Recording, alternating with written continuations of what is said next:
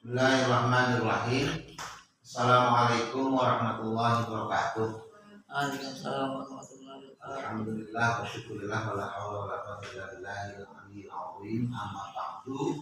Dalam kesempatan ini Pak Ustadz akan menjelaskan tentang pentingnya aliran air dari perumahan atau area atau kawasan atau wilayah tempat tinggalnya orang atau tempat keramaian, tempat perkumpulan pertemuan manusia seperti pasar, seperti kampung, ya kan? Ini penting harus ada aliran air atau yang disebut dengan sungai, ya, sungai atau juga got atau bahasa sini bahasa Jawa kalen, ya, kalen pulung, ya. Itu penting untuk menjaga bahaya banjir. Banjir yang ditimbulkan dari mana?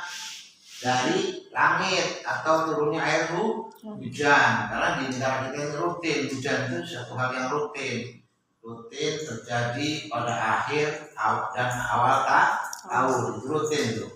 Ketika air itu tidak ada jalannya, tidak ada alirannya, tempat pengaliran tidak ada, maka air itu akan kemana-mana, akan protes pada apa? Protes pada alam, akan marah pada alam, ya, akan marah pada alam, sehingga air hujan yang turun dari langit itu harusnya mengalir ke laut melalui sungai, melalui pekulung, melalui got, melalui parit-parit, ya, menuju tanah yang curam, ya, atau ke rawa-rawa atau ke laut, ya. Ini lautnya jauh, karena laut itu biasanya jauh dari tempat tinggal penduduk. Nah, ya, dalam pembangunan satu wilayah, pembuatan perumahan, bikin gedung, bikin tempat-tempat untuk keramaian, pertemuan-pertemuan, itu juga harus memikirkan tentang aliran pembuangan air. Ya, walaupun di kita ini tidak setiap hari hujannya, tidak setiap bulan, tidak setiap minggu hujannya, paling setahun berapa bulan. Tapi ini akan menjadi bahaya ketika tidak ada aliran air. Nah, itu ya. Makanya dalam hal ini Allah berfirman, "Dhaharal fasadu fil barri wal bahri bima kasabat aydin nas liyuliqahum ba'dal ladzi ya'milu la'allahum yarji'un." Tuh, ya. Ini bahwa kerusakan di bumi ini adalah akibat perbuatan manusia, akibat perbuatan tangan manusia. Tangan di sini artinya adalah kebijakan atau keputusan atau penentuan, ya, penentuan, menentukan, membuat surat kebijakan, surat keputusan, menentukan bahwa itu untuk pembangunan, untuk pembuatan pabrik, pembuatan gedung dan lain sebagainya, perumahan dan lain sebagainya. Ini ditentukan setelah dikeluarkannya surat keputusan atau surat kepemilikan, ya kan? Seperti surat guna bangunan, ya kan? Atau penggunaan lahan, gitu ya. Ini dikeluarkan oleh pemerintah, atau orang-orang yang berilmu atau mempunyai orang-orang yang punya duit, punya dana, ya.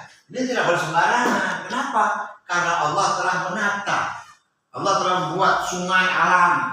Hampir seperkampungan itu, di belakang perkampungannya, di situ ada sawah, ada tanah yang curam atau rawa, ya. Itu ada sungai, ada parit, dan parit itu biasanya menuju ke tanah yang lebih rendah, menuju ke laut. Kalau jalan ke lautnya itu ditutup, sungainya ditutup, diuruk, diratakan, dan bangunannya sama dengan bangunan perkampungan, tadinya curang, tadinya tanah rendah, kemudian diuruk, diratakan, termasuk sungainya diuruk, maka air hujan itu akan pergi, akan protes, protes. Protesnya air itu tidak seperti protesnya orang. Kalau protesnya orang itu kan lari ke pengadilan, lari ke enggak. Kalau air mah protesnya itu melembat, masuk ke jalan-jalan, masuk ke pasar-pasar, masuk ke rumah-rumah, masuk ke kampung-kampung, sehingga kemudian barang-barang yang dimiliki atau kekayaan yang dimiliki oleh manusia, oleh orang itu, tanaman berikut, harta benda itu akan terbawa hanyut oleh air. Karena debat airnya sangat besar tuh, nanti akan bisa besar itu.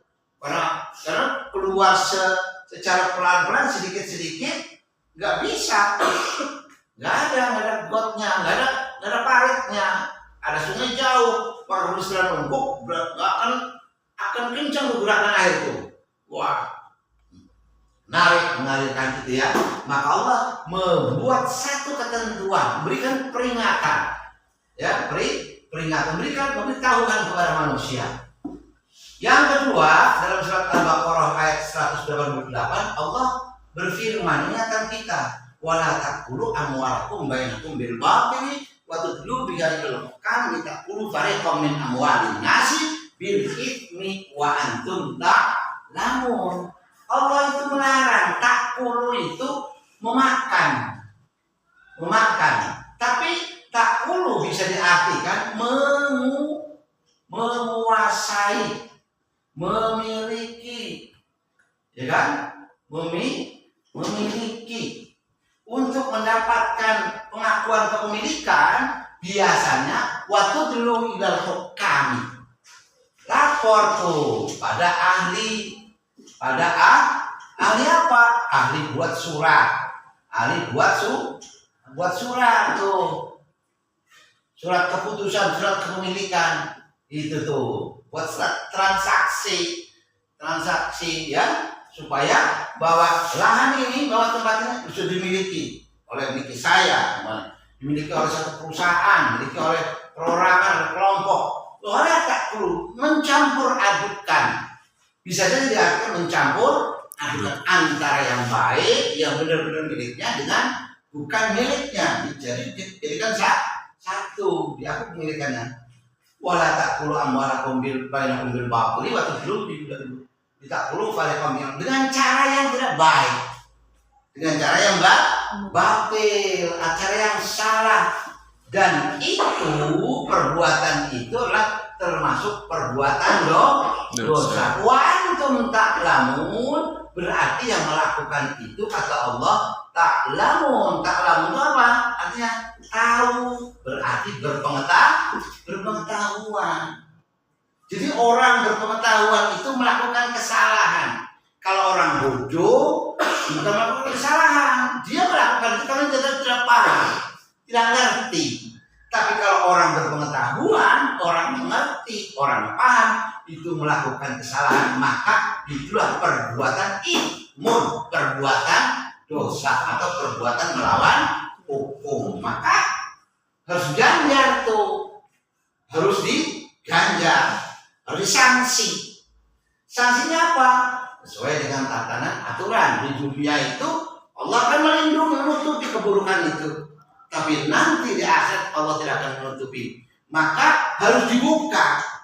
Sebelum dibuka di yaumul akhir, pada hari kiamat, di alam akhirat, maka orang, manusia harus membuka keburukan yang di dunia ini supaya bertobat, supaya berbuat baik, supaya melakukan kebaikan, supaya meluruskan. Makanya dalam ayat surat Ar-Rum